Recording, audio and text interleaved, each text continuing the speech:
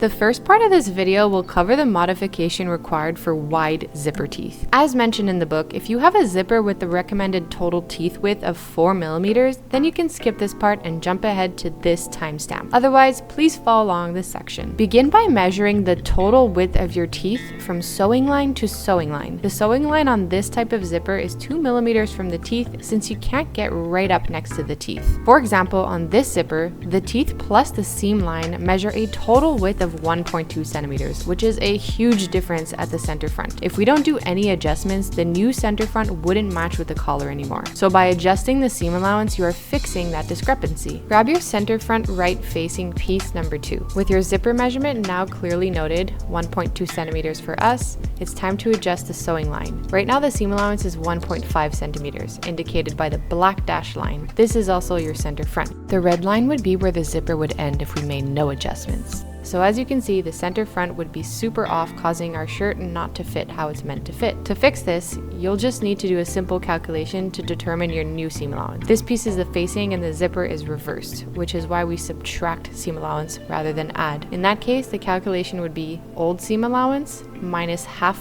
the zipper width equals new seam allowance line. For us, that would be 1.5 centimeters minus 6 millimeters equals 9 millimeters. So that is now our new sewing line instead of 1.5 centimeters. With your calculation complete, you can draw in your new seam allowance line with an erasable marker and make sure to change your center front notch too. Moving on to the center front left piece. The concept is pretty much the same, but the opposite. We'll instead need to add seam allowance. The calculation in this case is old seam allowance plus half the zipper width equals new seam allowance line. For us, that would be 1.5 centimeters plus 6 millimeters equals 2.1 centimeters. In this diagram, the black line is the original 1.5 centimeter seam allowance. The red line would be where the zipper would end if we made no adjustments. And the blue line is our new seam allowance line. With your calculations complete, you can draw in your new seam allowance line with an erasable marker and make sure to change your center front notch too. And that's all for your wide zipper teeth adjustment. Now let's move on to understanding what is going on with the construction of our center front area. So this is a bit of a doozy. We tried to design it in a way that makes sense and that the zipper is fully hidden and it keeps the integrity of the design. So you'll be placing your pieces how they'll be facing you in real life if someone was wearing them in front of you. You have this piece that has the extension right here, and then you have the facing piece. Right now, they're placed right side of the fabric facing towards you, but in reality, they'll be opposite. So we're just presenting the pieces for now. In the center, place your zipper, and then this is the facing for the side that doesn't have the extension. First things first, to understand what you're doing, you'll take these two pieces and you'll flip them like this, so that you understand that this is the facing for this part. This notch that you have at the top here fits with the center of the collar area, so your center front. It's a little less when you put the notch here because we want to have a nice finishing, and so we're gonna do an understitch, so don't worry about it being a little less. So when you understood that, now you want to understand how your zipper will function. Open it up, and if it's laying flat in front of you, so someone's wearing it, this of course will be on this side, and this one will be on that side, right in between here. So you have to remember that technically it would be facing like this if it was sewn facing you. But since we're inserting it on the inside of the garment, of the flap, you'll have to figure out that it goes underneath this piece. So when this piece is sewn onto this piece, it faces the right direction. So it'll be able to be sewn right here. So understanding that is the key point to just making sure your zipper is being sewn in the right direction. Once that's understood, you can put this piece on the side, and then you can also put this one on the side too. So grabbing your pins, you'll place your zipper at the bottom notch, right here, exactly at the bottom notch. So you'll set a first pin, and then you'll pin the rest so that you align your zipper properly. Please do not pull, make sure it's flat. because knits and stretch wovens are not forgiving for this, which is why we made you fuse this piece.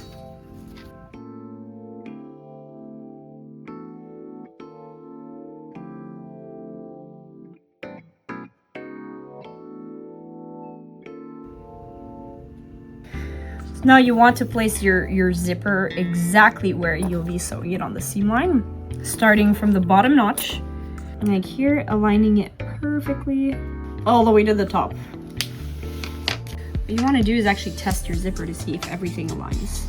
And if you pinned it in this direction, it's actually closable, So just because it's higher here, it doesn't mean that it's not properly aligned here, because the flap actually goes on top, like this. But mine is just a little tiny bit misaligned, so I will go ahead and lower it just a tad. Testing out your zipper is super important, just to make sure that it stays well placed, you know?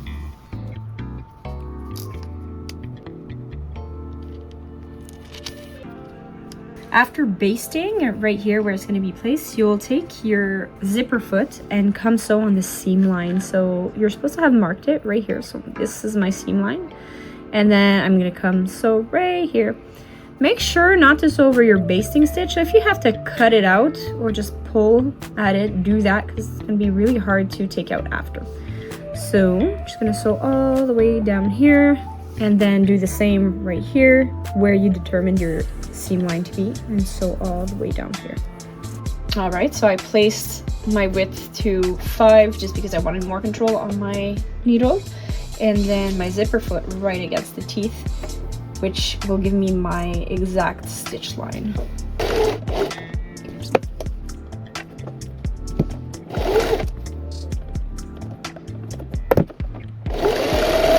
Okay, so now that you've stitched your zipper in, you can see here that I accidentally didn't stitch it on the right line, so I just moved my stitch and I made a double stitch. So I've tested them out, they fit perfectly together, and now I need to sew the facing of this side to this place, but the seam allowance isn't the same anymore. So what I want to do is determine my 1 centimeter seam allowance from the stitch line, and then cut off the excess. It's just gonna be easier to sew. So it's just a little past the tape. There you go. And the reason we do it like this is because your zipper teeth might be very different from mine. So this one is also about 1 centimeter. I would say it's 9 millimeters. So you'll have to shift the other piece by 1 millimeter so it does that 1 centimeter seam allowance. Right side to right side, place it like this. You can flip it, and then about 1 millimeter past the tape is what we determined was the 1 centimeter. You can just pin and place. If you don't want it to shift, you could also hand base this, but it's not absolutely necessary. So for this one, what you want to do is sew it like this. Since you've already prepared your 1 cm seam allowance, you'll sit it flush. So here I pinned flush to my edge, facing for this side. And I pinned it in this direction because my zipper foot needle is on this side. So now what you want to do is press your zipper teeth in this direction, so you have the seam pointing this direction. Press it and edge stitch right here about 2 millimeters from the edge, and do the same thing for this one. The seam goes on this side, and then edge stitch right here. We need to overlock this area right here, and then this one right here.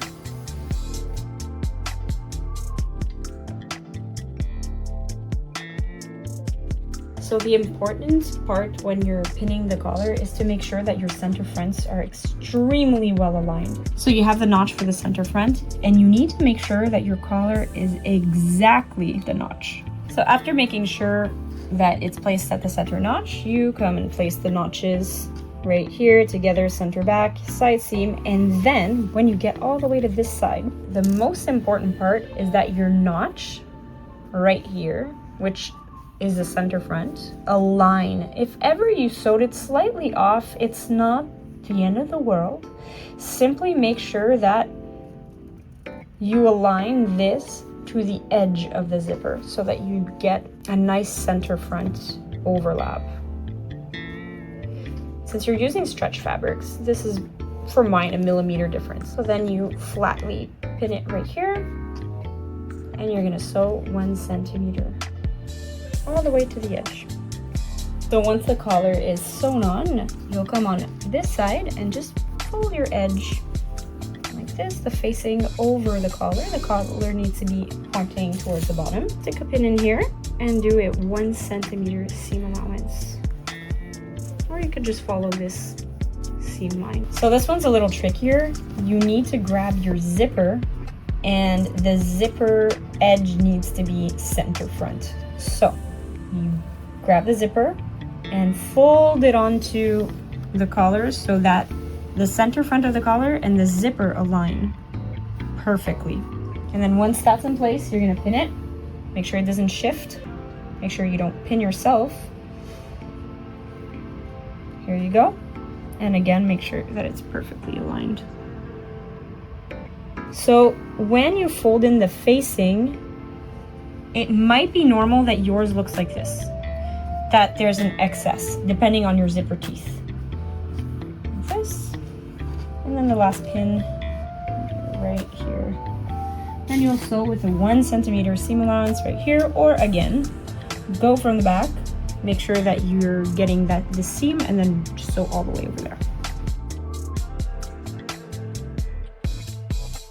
So once the collar is sewn in and the facing is sewn in, you want to press everything flat, including this side, where you create the pressing so it makes a nice facing sticking outwards.